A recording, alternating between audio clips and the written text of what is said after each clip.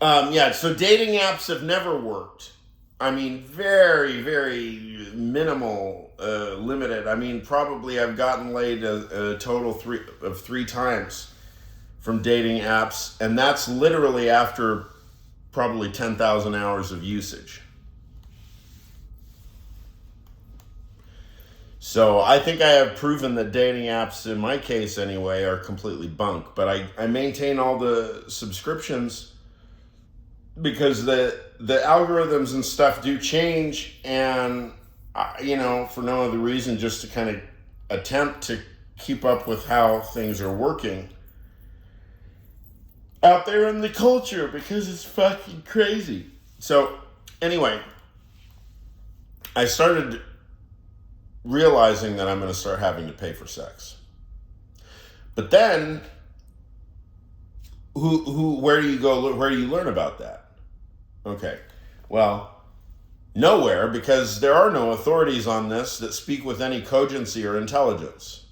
I mean, the best thing you can probably find is people like, I don't know, gorillas like Andrew Tate, who want to tell you, how to do whatever it is that they think they're telling you to do. And the whole point about those guys is that, I mean, it just straight up doesn't work.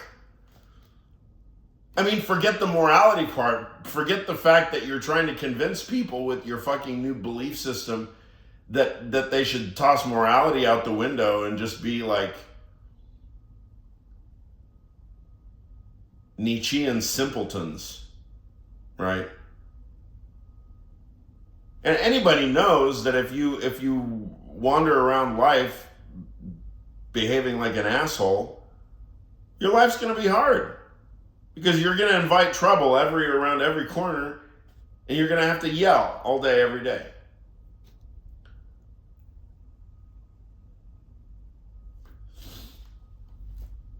So Craigslist existed back then.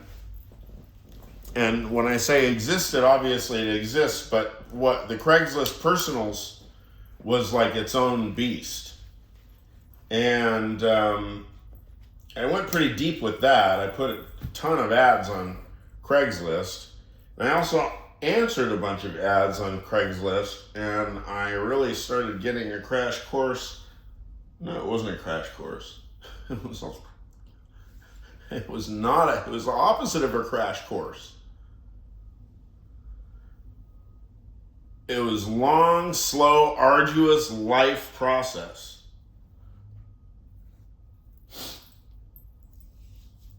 So just one of the things is about the what amounts to, I don't know, casual sex apps or sex worker apps stuff, is that 95% of all of the content somehow is absolute rubbish. I mean, it's uploaded like it's like spam. It's like spam. So if you like call or answer an ad,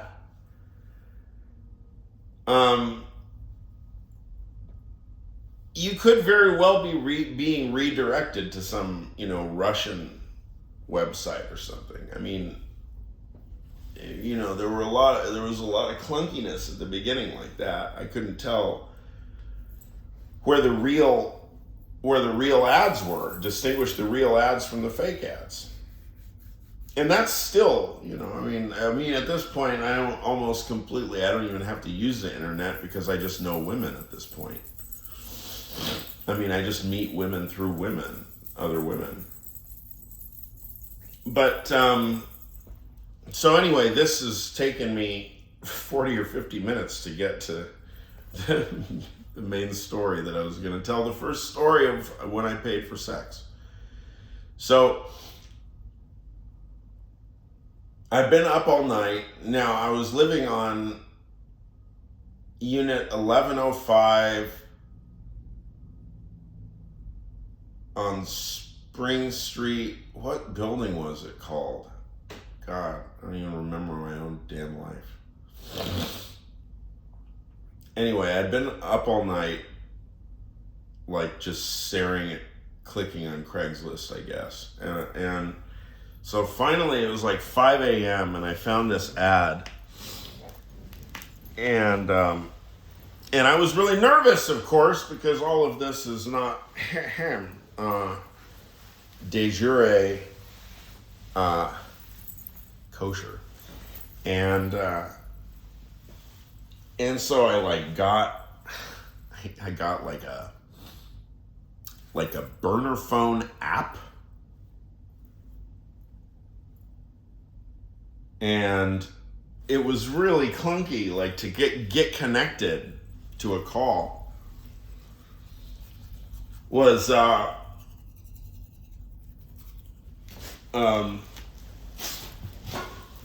you'd have to wait for like 10 or 15 seconds. And it just seemed really shady. So anyway, I got hold of this lady, and I don't know what euphemism I said. I said like, I don't know, you're available for a date. It's like 5 a.m. on like a Sunday morning, I guess. And so I drive from downtown to the valley and I go to a Starbucks. And so I had, I guess, $200 in my pocket. And I went to Starbucks and I got a coffee, and I got a bag of ground coffee for the lady. And so I drive to, and it turns out to be just only a few blocks from where a friend of mine lives. Around the 405, it's in the valley. It's in the valley in, what is it? I don't know, Sherman Oaks, maybe. Something like that.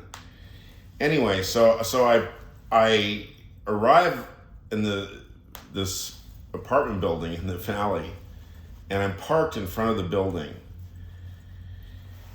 And so I call the lady, and my phone is like click, click, click, because it's this burner phone app. And then she starts getting nervous because she thinks the phone is being recorded, which I don't blame her for. And so then that gets kind of awkward, and I'm like, no, I'm sorry, I'm using this burner app, this burner phone app. So anyway, it just becomes a bit tedious, and she's like, okay, well, whatever, just come on up. So I go in there, and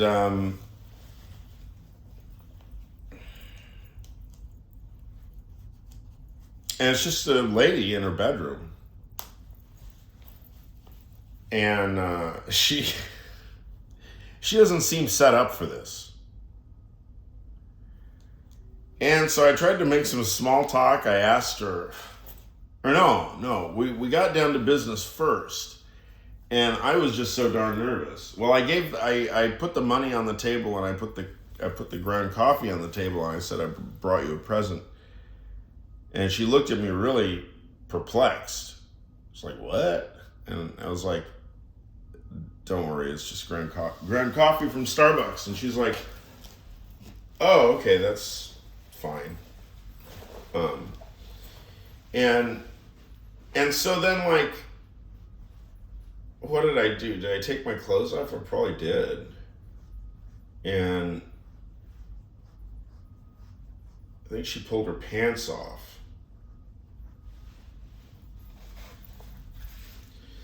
And I don't know what I thought I was going to go down on her or something, and she seemed puzzled but amused, and she said something like, "Oh, you like that?" or something. And I don't remember what I said.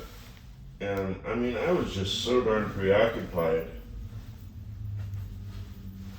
Like, you know, I mean, this is literally the you know, you're doing this thing and it's like,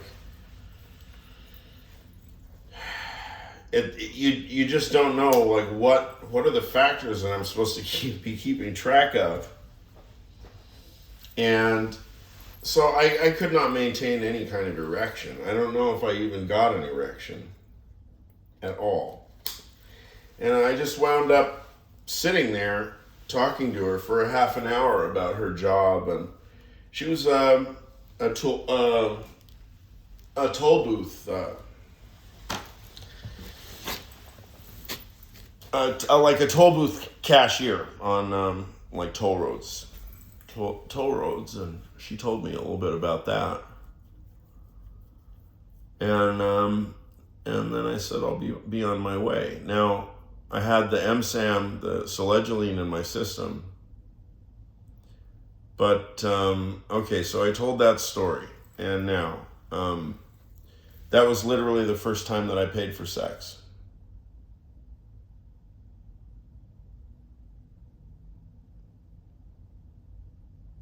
And that was 2013, not 2016.